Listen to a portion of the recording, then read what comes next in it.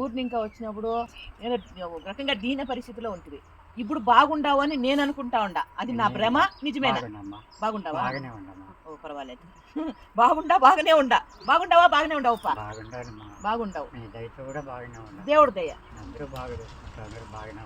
అందరూ బాగా చూసుకుంటారు. ఎవరెవరు వాళ్ళు? చిన్న సారు, పెద్ద సారు, నేను. అంతే కదమ్మా, మీరే కాదుపా.